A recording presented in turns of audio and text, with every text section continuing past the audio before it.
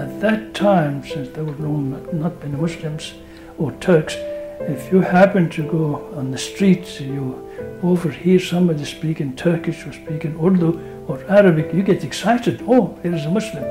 It's really very difficult to describe that. Muslim born here, they don't feel same way.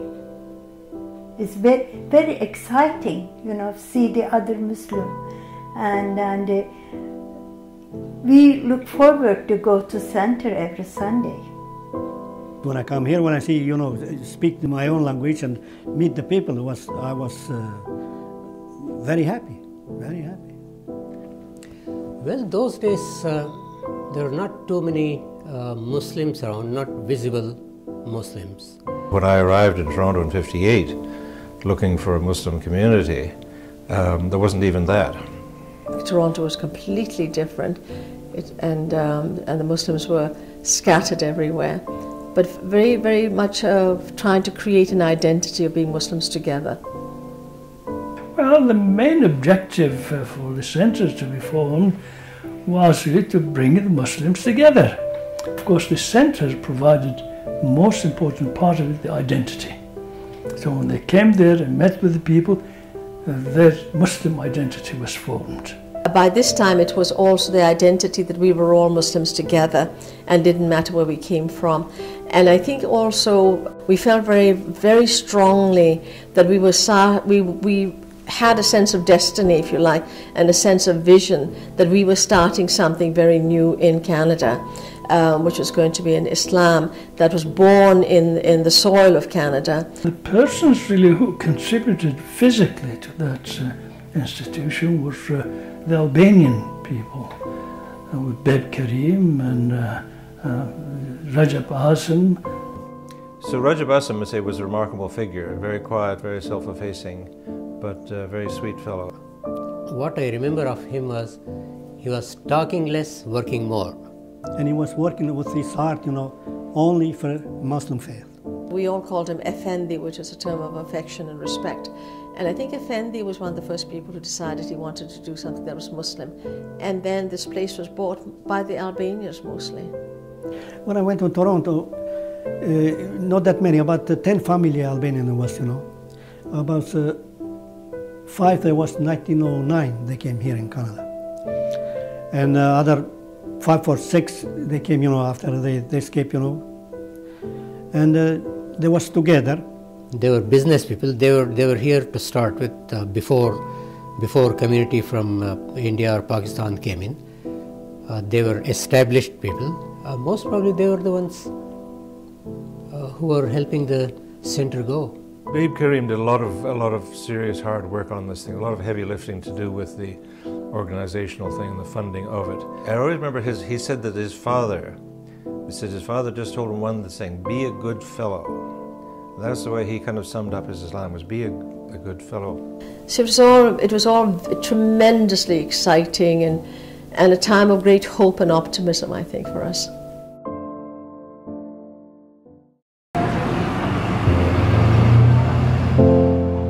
It was on Dundas West, it was just like an ordinary building, and the community members met in the lower floor, main floor. There was a leatherworker's shop, and so there was a front building, which I guess was his shop, and then a long building behind, and this probably earthen-floored basement. There was a pretty primitive basement. I remember a sign on the building. It said Islamic Center of Toronto. It was 3047 Dundas Street. I can't forget that. All I remember is the excitement of having our own place. It was very cheap, very crummy. It was very, very dirty, very crummy little place. I mean, but it was ours.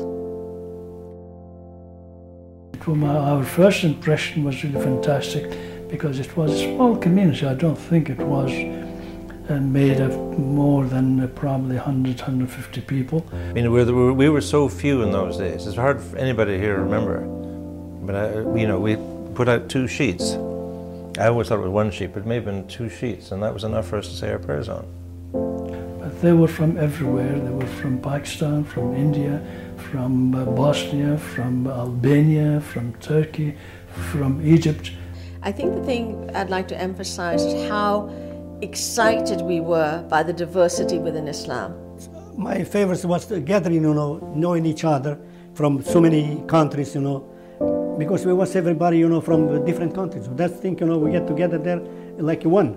In this masjid, my experience was, for the first time in my life, when I saw to the right and left, black and white, and brown, and people from different parts of the world, bowing down to Allah on one takbir. It was so thrilling. I could never forget that. I tell you, literally, I remember there were teardrops in my eyes because of this kind of situation. Remembrance of Allah, closeness to Allah was there that day, that hour. I had never experienced that kind of thing earlier.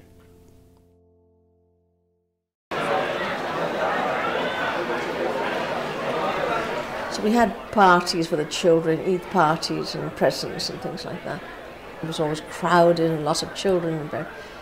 Well, we always enjoyed meals together, and that was particularly in Ramadan during Iftar. We were looking forward to it. We ate together. It was nice. You see, maybe 100 people comes, and it was wonderful. Sharing, I remember very well about Eid dinners.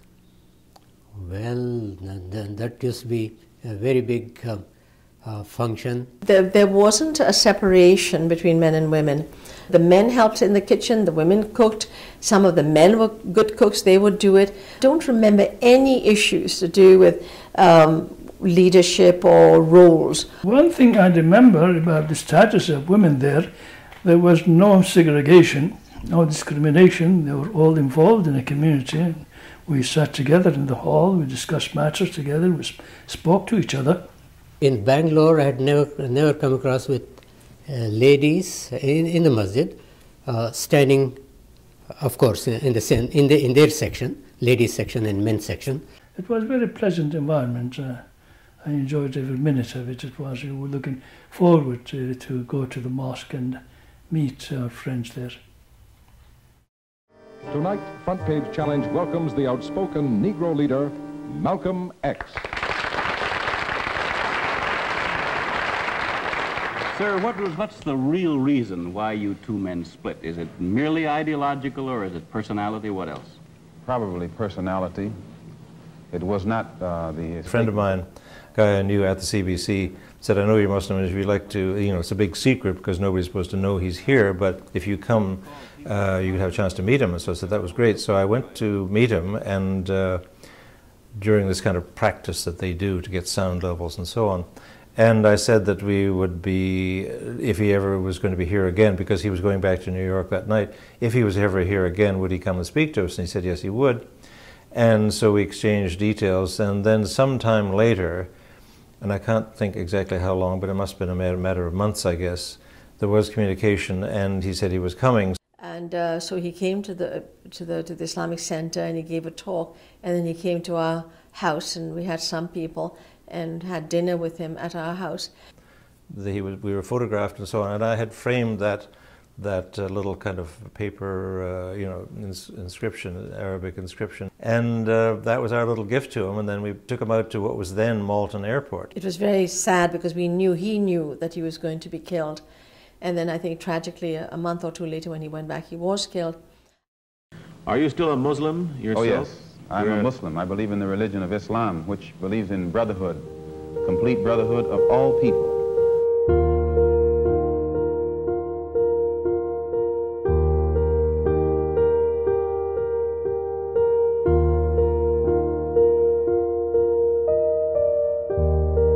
There was an election, and there was some disagreement within the Muslim community there, and the result of this disagreement, the community split. Instead of working out the differences that occurred between 2-3 fairly leadership quality people, they separated. What I think is they did not agree to disagree.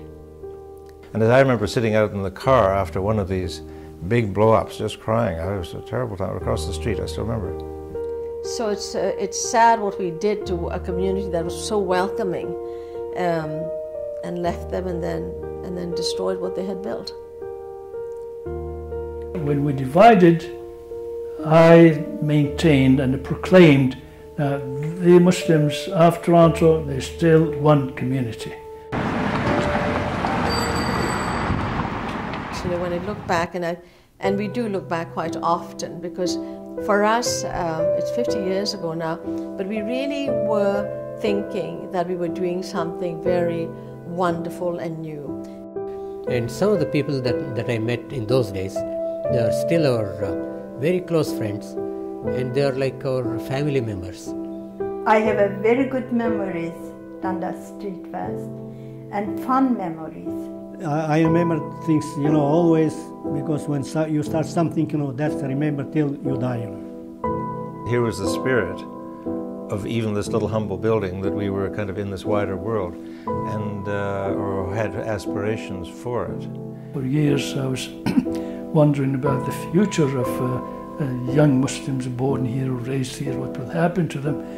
But my worries, and like the worries of most of my friends there, were futile, because we discovered that all of these children whose parents were involved in the Islamic movement, they grew up to be wonderful Muslims, wonderful citizens of Canada, and they are well educated, well respected, and they are really the flower of Canada, no doubt about it.